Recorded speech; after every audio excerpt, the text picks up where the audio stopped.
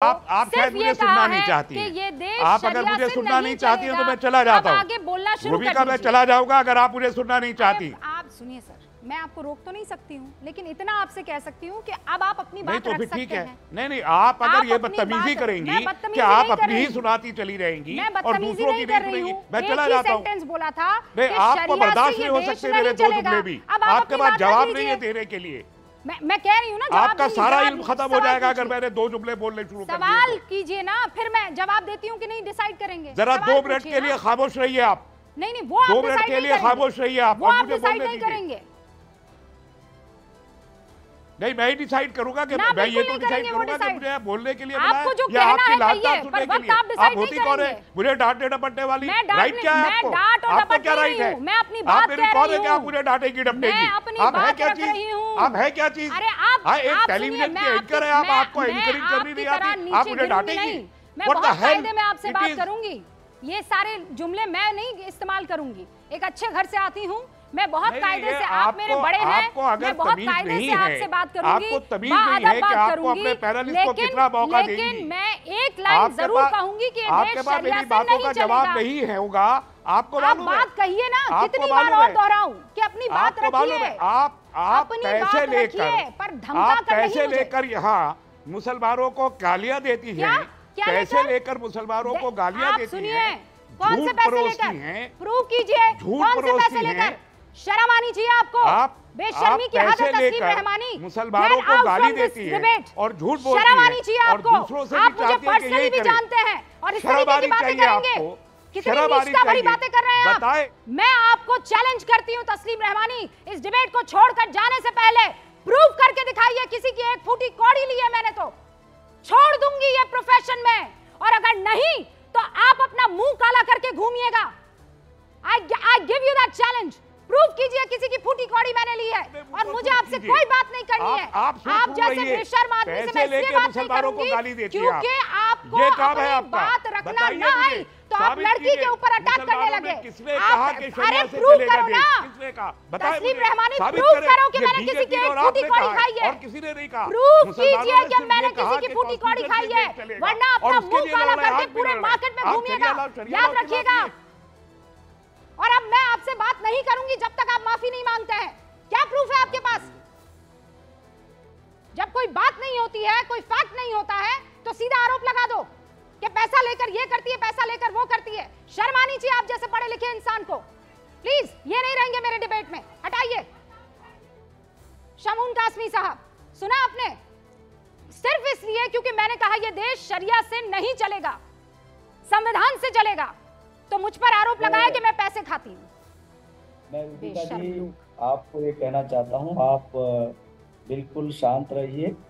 ये लोग इनके यही अखलाक हैं, इसीलिए इस्लाम ने इनका कुछ नहीं बिगाड़ा। इस्लामी जो रिवायात हैं वो इनकी ज़िंदगियों में नहीं पाई जाती। मैं एक बात ये कहना चाहता हूँ कि इनका इनकलाब पसे इनकलाब आएगा, कहीं साए सितम का जवाब आएगा। आप सब्र कीजिए, जल्दी इनका जवाब तो मिल रहा। मैं यहाँ से शुरू कर रहा हूँ कि हमारे इस बार हमारी बच्चियों ने 96% 23 आशार्य रिजल्ट दिया मदरसा बोर्ड ने NCERT के कोर्स में। वो अरबी भी पढ़ रही हैं और दीन और दुनिया को भी पढ़ रही हैं, बच्चे और बच्चियां दोनों। और ये काम भारतीय जनता पार्टी की सरकार, उत्तराखंड के माननीय मुख्यमंत्री श्री पुष्कर सिंह धामी जी के नेतृत्व में हो रहा है कि हम मेन स्ट्रीम से अपने बच्चे और बच्चियों को जोड़ रहे हैं। अब मैं ये कहना चाहता हूं कि जो शरीयत की बात ये कर रहे हैं, शरीयत क्या है? क्या शरीयत इन 50 लोगों का नाम है? इन्हें किसने चुना है और कौन सा इनके पास ड्राफ्ट है शरीयत का? देखिए, अभी मेरी बहनों ने बहुत अच्छी बात की और मैं उन्हें आश्वस्त करना चाहता हूं अपनी बहनों को, आप अकेली नहीं है। आप उलमा क्या, वो तबका जो सही सोचता है, आप उन्हें तलाश करिए, वो आपकी समस्याओं में, आपकी परेशानियों में शामिल है। यूसीसी मुसलमानों के खिलाफ नहीं, इस्लाम के खिलाफ नहीं। कितने और कितने लोग हैं, कितने उलेमा ऐसे हैं नहीं, अरे जो बेबाकी से आपकी तरह ये बात रखेंगे? निदा जी जैसे ये बात रखेंगे, आमना जैसे ये बात रख पाएंगे। एक मिनट रूबिका जी, 1 मिनट में कह दूं। पहले बात ये अभी इलियास साहब बात कर रहे थे या तस्लीम साहब बात कर रहे थे? तस्लीम रहमानी साहब।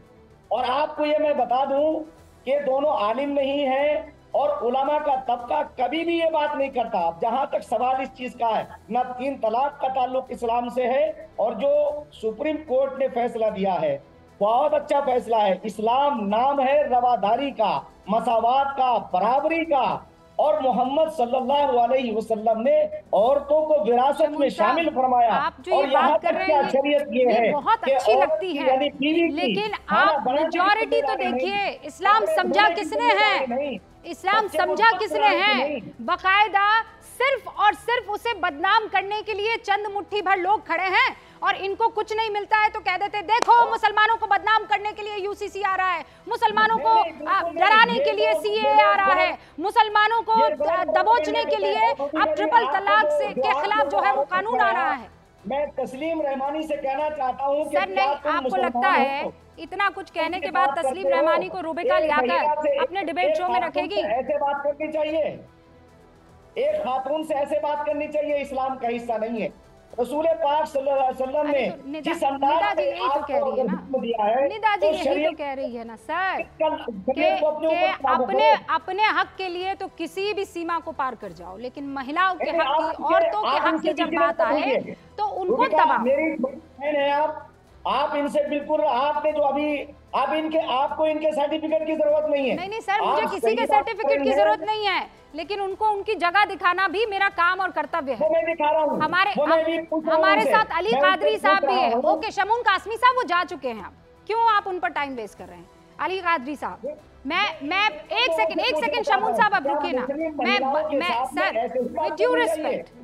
विद ड्यू रिस्पेक्ट, अब तो वो चले गए, बात ऐसे ही करते होंगे शायद, इसीलिए तो बात कर रहे थे।